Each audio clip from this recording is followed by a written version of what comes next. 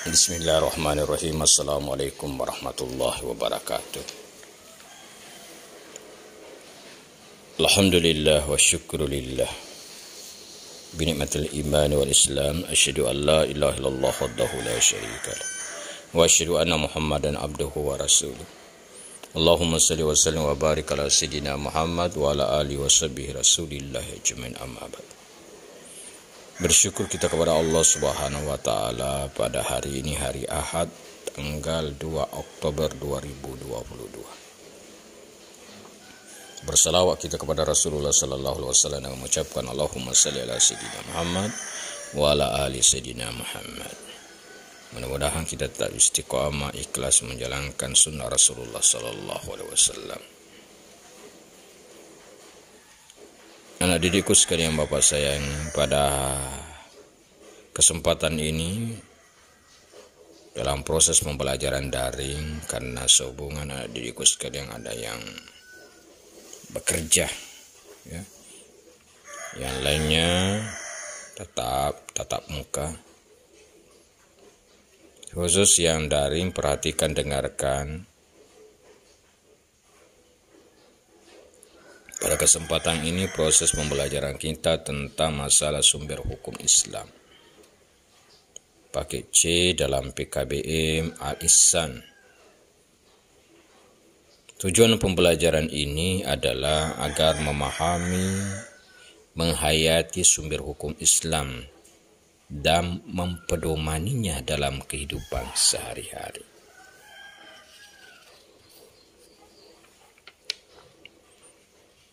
Sumber pokok adalah Al-Quran. Ini hal yang pertama. Apa itu Al-Quran? Al-Quran menurut bahasa berarti bacaan. Sedangkan menurut istilah yaitu kalamullahil munazzalu ala Muhammadin sallallahu alaihi wasallam bil arabiyyati manqulu mutawatiran muta'abbadu bitilawatihi. Al-Quran adalah firman Allah yang diturunkan kepada Nabi Muhammad SAW dalam bahasa Arab yang diriwayatkan secara mutawatir dan membacanya adalah ibadah. Pokok isi Al-Quran yaitu yang pertama tauhid. Apa itu tauhid? Tauhid adalah kepercayaan akan keesaan Allah Subhanahu wa taala dan semua kepercayaan yang berhubungan dengannya. Yang kedua ibadah, yaitu perbuatan atau amaliyah sebagai manifestasi dari kepercayaan ajaran tauhid dan menghidupkan jiwa tauhid. Dan hal yang ketiga adalah janji dan ancaman. Janji pahala bagi siapa yang percaya, menerima, mengamalkan isi Al-Quran, dan siksaan ancaman bagi siapa yang mengingkarinya. Hukum-hukum tersebut adalah ketentuan-ketentuan dari Allah. Barang siapa yang taat kepada Allah dan Rasul-Nya, niscaya Allah memasukkan ke dalam surga yang mengalir di dalamnya sungai-sungai, sedangkan mereka kekal di dalamnya. Dan itulah kemenangan yang besar. Dan barang siapa yang mendurhakai Allah dan Rasul-Nya, niscaya Allah memasukkannya ke dalam api neraka yang kekal di dalamnya dan baginya siksa yang menghinakan. Anak didikku sekalian yang Bapak sayang, Bapak banggakan, perhatikan dasar kehujatan Al-Quran dan kedudukannya sebagai sumber hukum.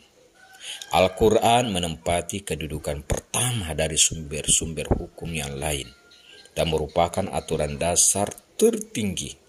Semua hukum maupun sumber hukum yang ada tidak boleh bertentangan dengan Al-Quran. Al-Quran diturunkan kepada Nabi Muhammad SAW, disampaikan kepada manusia untuk diamalkan segala perintahnya, ditinggalkan segala larangan. Kemarin kita sudah memperingati Hari Kesaktian Pancasila 1 Oktober 2022. Pancasila tidak bertentangan dengan Al-Quran. Karena apa yang ada di dalam Pancasila semua ada dasarnya dalam Al-Quran. Contoh pertama saja adalah ketuhanan yang Maha Esa. Qul huwallahu ahad. Katakan Allah Maha Esa. Ini hal yang pertama, hukum di dalam Islam adalah Al-Quran. Pedoman Al-Quran dalam menetapkan hukum. Al-Quran diturunkan guna meningkatkan kehidupan manusia, upaya peningkatan kehidupan dan peningkatan apapun di dalamnya. Ya, apapun di dalamnya. Karena maka Al-Quran pedoman hidup kita, sumber daripada segala hukum yang ada. Inna nahnu nazzalna 'alaikal Qur'an. Al-Quran diturunkan sebagai pengingat bagi kita. Kemudian selanjutnya adalah masalah sunnah. Ya, ini hukum yang kedua, sunnah. Kedudukan as-sunnah terhadap Al-Quran merupakan hakikat yang terkandung dalam Al-Quran. Karena hadis itu adalah menjelaskan tentang daripada Al-Quranul Karim. Pengertian as-sunnah adalah segala sesuatu apa yang pernah dikerjakan Rasulullah, apa yang pernah diucapkan Rasulullah, atau dinamakan al-hadis. Pembagian as-sunnah. Dari sudut macamnya as-sunnah dapat dibagi 4 macam. Ada namanya sunnah kauliyah, yaitu semua perkataan Rasul. Namanya sunnah kauliyah. Disebut juga dengan khabar atau hadis. Yang kedua sunnah fi'liyah, yaitu semua perbuatan Rasul.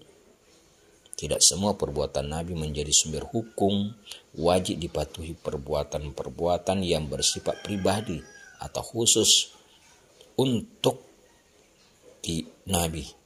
Tidak wajib ditaati ataupun diteladan kecuali ada penjelasan berupa hadis yang menganjurkan mengikutinya.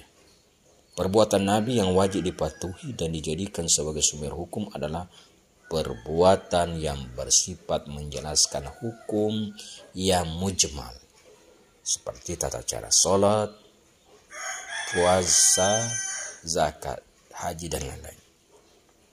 Yang ketiga sunnah takriyah, yaitu penetapan dan pengakuan Nabi terhadap pernyataan atau perbuatan orang lain. Dan yang keempat, terakhir sunnah hamiyah, yaitu sesuatu yang telah direncanakan akan dikerjakan, akan diamalkan oleh Nabi tetapi tidak sempat dikerjakan. Seperti beliau ingin mengerjakan puasa pada tanggal 9 Muharram. Walaupun keinginan itu belum terlaksana, namun sebagian besar ulama memandang sunnah berpuasa pada tanggal 9 Muharram.